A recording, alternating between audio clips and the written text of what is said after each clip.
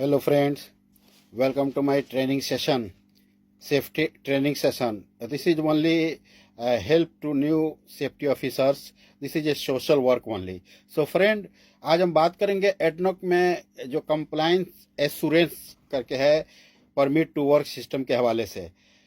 मेरे एक दोस्त ने इंटरव्यू दिया एडनॉक ऑफशोर के लिए, तो उन्होंने ये क्वेश्चन पूछा था कि एडनॉक में जो 10 एश्योरेंस प्रोग्राम आया हुआ है, उस 10 एश्योरेंस प्रोग्राम का नाम क्या है, माने उसमें कौन कौन सी चीजें आती हैं।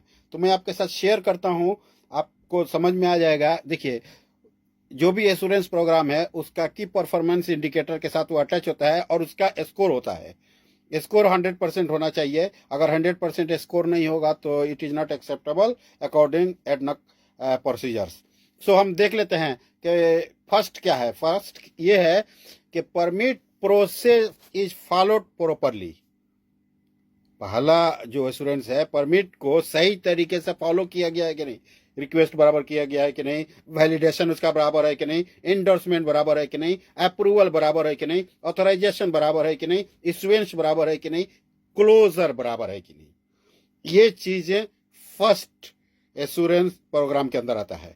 सेकंड क्या है, the type of permit used are in accordance with the standard, यानी जो एडनॉक का स्टैंडर्ड है उसके हिसाब से परमिट जो है उसका जो टाइप है जो चाहिए वो परमिट यूज किया गया है कि नहीं, यानी उसे कौन सा परमिट चाहिए, हॉट वर्क चाहिए, जनरल वर्क परमिट चाहिए और क्रिटिकल वर्क परमिट, ये उसके हिसाब से परमिट है कि नहीं, ये चीज है। थर्ड में आता है जेएसए, परमिट के साथ जेएसए अटैच है कि नहीं, जॉब सेफ्टी एनालिसिस। अगर वो अटैच नहीं है तो ये 100% नहीं होगा, 100% से आपका स्कोर कम हो जाएगा। अभी उसके आगे क्या है कि चौथे नंबर में सपोर्टिंग सर्टिफिकेट। सपोर्टिंग सर्टिफिकेट जो फॉर्म वगैरह भी है, अप्रूवल है या और भी कोई डेटा है, उसके साथ परमिट के साथ अटैच है कि नहीं। अगर अटैच नहीं है तो आपका 100% स्कोर नहीं होगा, वो अटैच होना चाहिए। डेली टूल बॉक्स टॉक, आपने टूल बॉक्स टॉक अटेंड किया है कि नहीं। आपको हमेशा जब भी परमिट लेना है, परमिट के बाद टूल बॉक्स टॉक अटेंड करना है और उसका रिकॉर्ड रखना है, ताकि अगर कोई भी आपके साथ क्वेश्चन करता है तो आप बता सकते हैं कि आपने टूल बॉक्स टॉक में क्या डिस्कस किया था। अभी हम छठे नंबर पे चलते हैं। छठे नंबर में यह है कि परमिट टू वर्क जो है उसको सस्पेंड करना है सपोज, तो सस्पेंड कर सकते हैं कि नहीं। सस्पेंड कर सकते हैं जब परमिट टू वर्क हमें यूज नहीं है, परमिट हमें यूज में नहीं है, काम खत्म हो गया है, तो जो फॉर्मली जो साइन का जिस कॉलम में हमें साइन करना है, साइन करके उसको सस्पेंड किया गया है कि नहीं। वरना काम खत्म है और परमिट को होल्ड करके रखा गया है, तो ऐसा होने के बाद आपका स्कोर 100 के नीचे 0 चला जाएगा, तो आपका स्कोर कम होगा और आपका जो केपीआई है, के परफॉर्मेंस इंडिकेटर, ये की परफॉर्मेंस इंडिकेटर आपका फिनिश, यानी जो टारगेट था आपने टारगेट को अचीव नहीं किया। अभी 7वां नंबर है permit to work meeting. Daily आपको परमिट टू वर्क का मीटिंग करना है जो IWAP है उसके साथ, यानी as a part of IWAP में इंटीग्रेटेड वर्क एक्टिविटी प्लानिंग। जो प्लानिंग होता है, आपने प्लानिंग के लिए वर्क परमिट का मीटिंग किया है कि नहीं एक दिन पहले, अगर किया है तो उसका एविडेंस क्या है, प्रूफ क्या है, आपने साइन करके पेपर रखा है कि नहीं, ये चीजें होनी चाहिए, तभी आपका 100% स्कोर होगा कि परफॉर्मेंस इंडिकेटर के हिसाब से। अभी अगला 8वां नंबर है।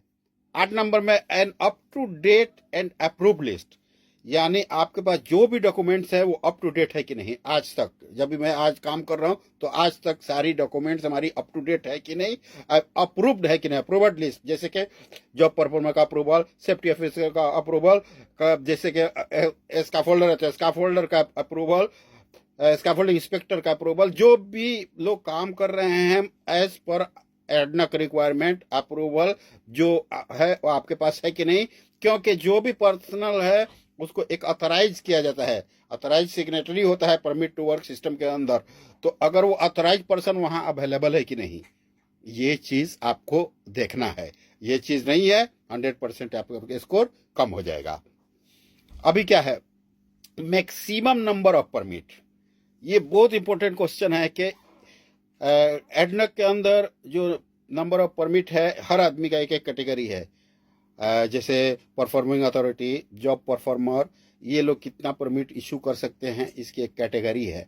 उसके हिसाब से परमिट इशू हुआ है कि नहीं, तो वो नंबर ऑफ जो परमिट इशूवर है उसका अलग है, एरिया अथॉरिटी उसका अलग है, जॉब परफॉर्मर, सबका अलग अलग रोल है, और उनका जो रोल है उसके हिसाब से उन्होंने परमिट लिया है कि नहीं। मैं आपको थोड़ा सा डिटेल बता दूंगा परमिट के बारे में अभी, पहले ये खत्म हो जाए।